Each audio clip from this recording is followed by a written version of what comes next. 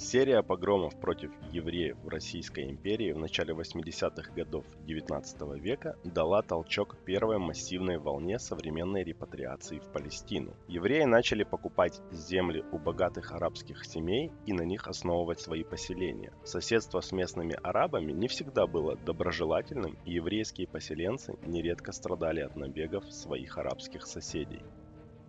Еще во время Первой мировой войны Британия в обмен на военную поддержку пообещала обширные территории королю Хиджаза Хусейну ибн Али из династии Хашимитов. Спустя год другой представитель Британской империи, лорд Бальфур, посылает письмо барону Ротшильду, в котором говорит, что правительство Его Величества с одобрением рассматривает вопрос о создании в Палестине национального очага для еврейского народа. Таким образом, одна территория оказывается обещанной двум народам. По окончании войны Британия решает оставить эту землю под своим мандатом. Во время правления королевства еврейское население Палестины стремительно растет за счет репатриации из стран Европы, как разрешенной властями, так и нелегальной. Эта тенденция не нравится лидерам арабской части страны, и они пропагандируют вооруженное сопротивление евреям и британской власти, помогающей, по их мнению, еврейскому меньшинству. Плодами этой пропаганды становятся погромы 1920, 21 и 29 годов. В 1929 году только в еврейской части Хеврона были убиты 67 человек. С 1930 по 1935 год на территории Палестины действовала арабская военизированная террористическая организация «Черная рука»,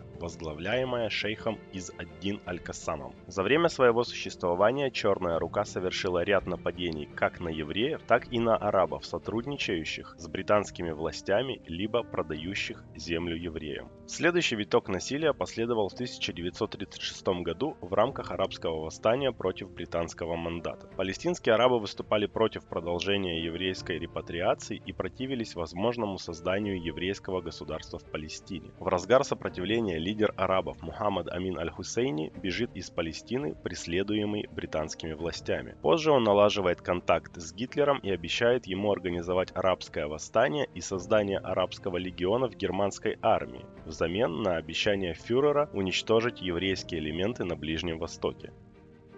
29 ноября 1947 года ООН большинством голосов принимает решение о разделении Палестины на два независимых государства – арабское и еврейское. Еврейская часть Палестины приветствовала это решение, в то время как арабские лидеры были категорически против плана ООН. На следующий день, 30 ноября, начинается первая часть арабо-израильской войны, в которой против евреев выступают пока только палестинские арабы. Эта часть войны продолжится до 14 мая 1948 года, когда Давид Бен-Гурион провозгласит независимость Израиля и будет сопровождаться большим количеством терактов и актов возмездия, сотнями жертв среди мирного населения с обеих сторон. По итогам арабо-израильской войны более 700 тысяч палестинских арабов будут вынуждены покинуть свои дома. Так получает начало проблема палестинских беженцев, существующая по сей день. Последующие 20 лет после войны палестинские террористы совершают большое количество терактов, на которые израильские спецподразделения отвечают карательными акциями. В этот же период палестинцы создают Организацию освобождения Палестины, штаб-квартира которой после шестидневной войны базируется в Иордании, откуда территория Израиля постоянно подвергается атакам палестинских боевиков. В 1971 году Иордания изгоняет ООП и ее лидера Ясера Арафата из страны, и они находят убежище в Южном Ливане. Оттуда палестинцы продолжают вести террористическую деятельность на территории Израиля и за ее пределами. Они осуществляют ряд терактов, среди которых похищение самолетов и захват израильских спортсменов на Олимпиаде в Мюнхене и их последующее убийство. В ответ на непрекращающиеся теракты и запуск ракет из Ливана на израильскую территорию, армия Израиля проводит операцию Литани, а затем операцию Мир Галилея, которая перерастает в Первую Ливанскую войну.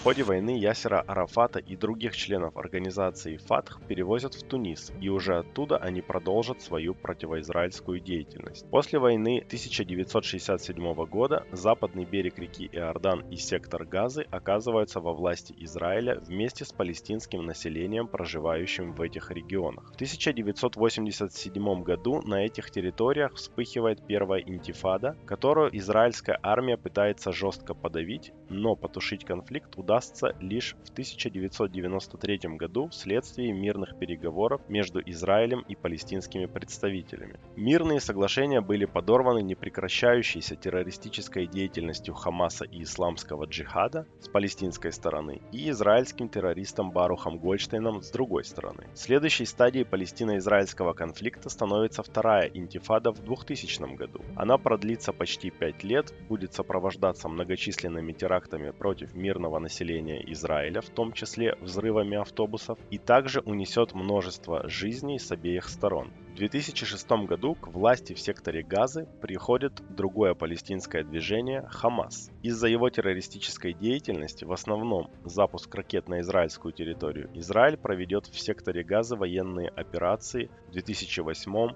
2012, 2014 и 2021 годах.